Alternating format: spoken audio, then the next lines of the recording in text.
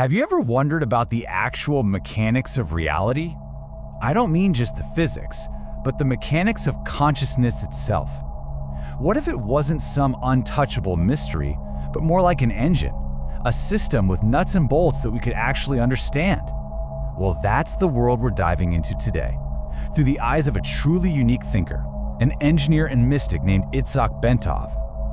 And what a character Bentov was. He had this brilliant scientific mind, but he was also a deep meditator, a mystic. He had this amazing knack for explaining these huge cosmic ideas using simple analogies and even these charming cartoon-like drawings. This quote here really sums him up perfectly. He understood the profound seriousness of it all, but also its wonderful cosmic absurdity. So here's the roadmap for our journey through his model. We'll start with how our very perception of reality is changing. Then we'll look at the physiology, the how-to of tuning our own bodies to perceive more.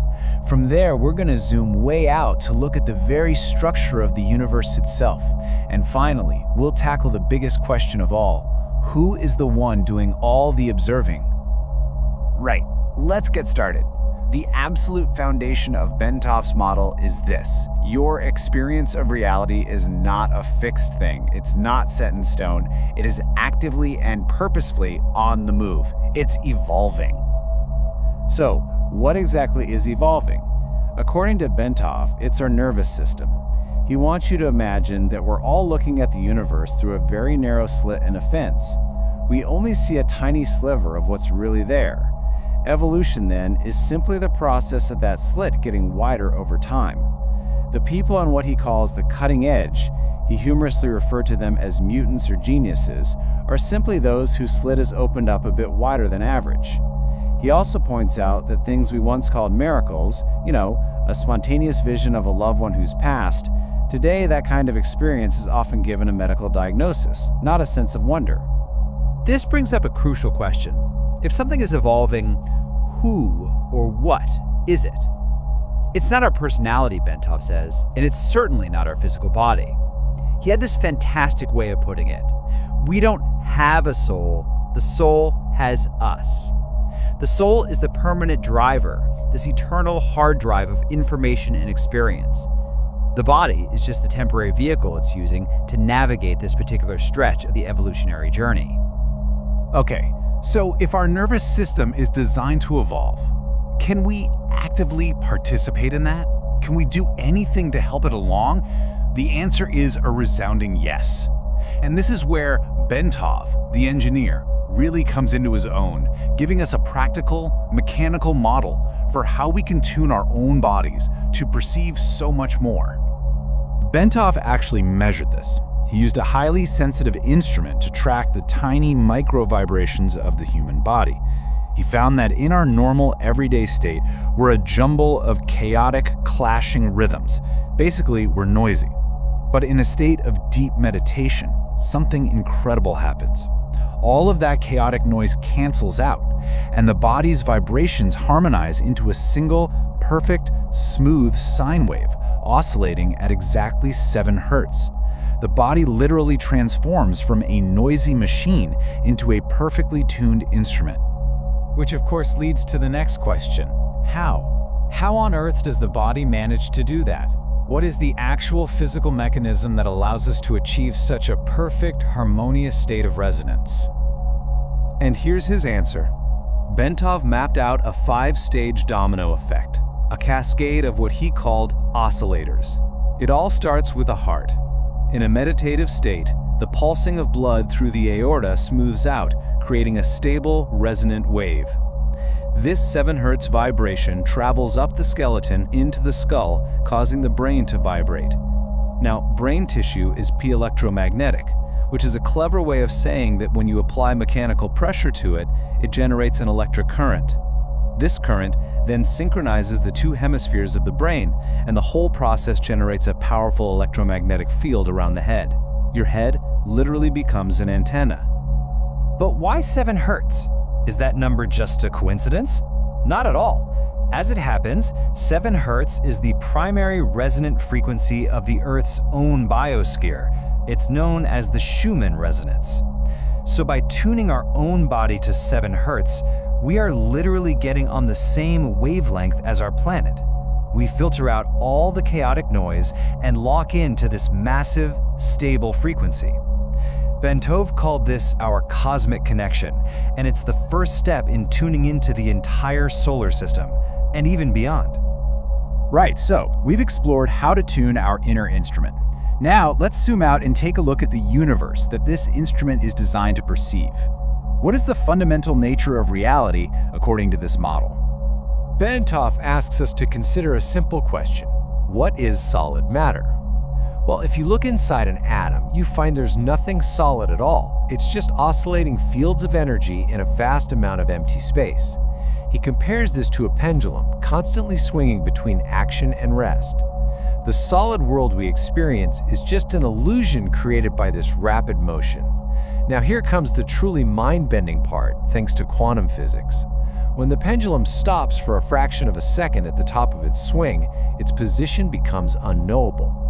Bentov proposed that in those tiny moments of rest, the particle isn't in any one place, it actually expands to exist everywhere in the universe at once. We are constantly flickering between being here and being everywhere. Now, imagine you take that oscillation and speed it up, faster and faster and faster, until its frequency becomes infinite. What happens? The waves get so incredibly close together that they merge into a single, continuous straight line. You get this beautiful paradox: infinite speed becomes a state of absolute rest. Bentov called this the absolute. It's the silent, motionless potential state that contains all of reality, just waiting for a vibration to bring it into being. So how does this vibrating universe store information?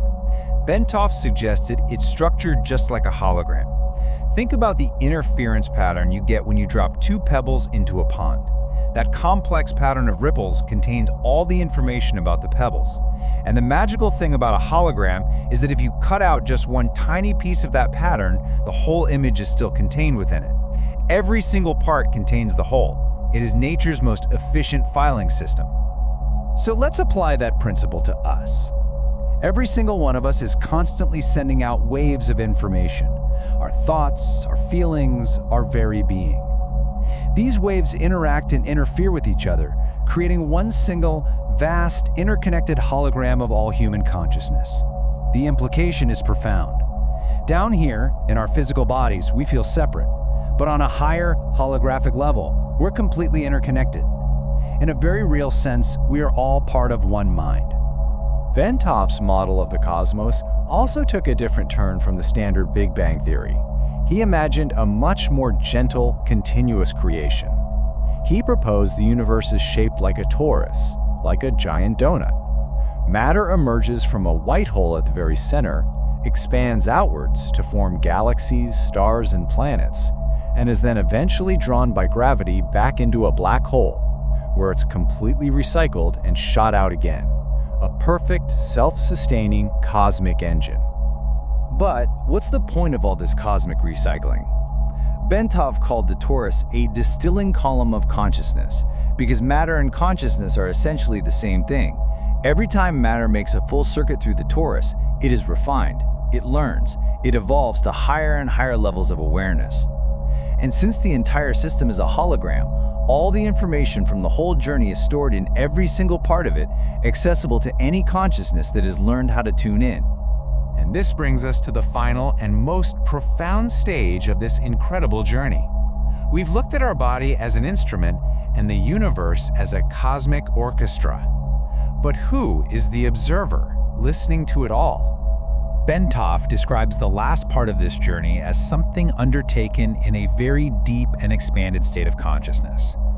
He says when the observer is finally ready, the ultimate question just bubbles up from the very core of their being.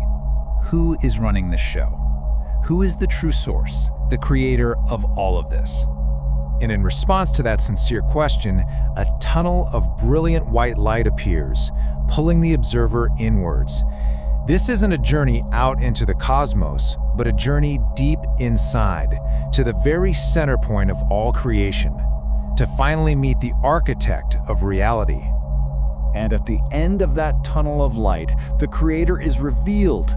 And in a moment of absolute, silent understanding, the observer looks and sees a perfect reflection of themselves. There is no external authority, no old man on a throne. The Creator of the universe is you. At this point, there's only one thing left to do. You merge with this other self. And in that moment of union, there's a tremendous bang, an explosion of light, and you become the void itself. The final realization dawns. You are, and you always have been, the pure, empty consciousness that was observing its own creation. The entire cosmic journey was an elaborate play, a grand game designed by the self for the self, simply to experience the adventure of finding its way back home. Bentov loved to finish his talks with this quote from the ancient Indian sage Shankara because it sums up this entire worldview so perfectly. A universe created by consciousness for consciousness to experience itself. It's a system that wants to teach you about itself until you finally wake up and realize you are it.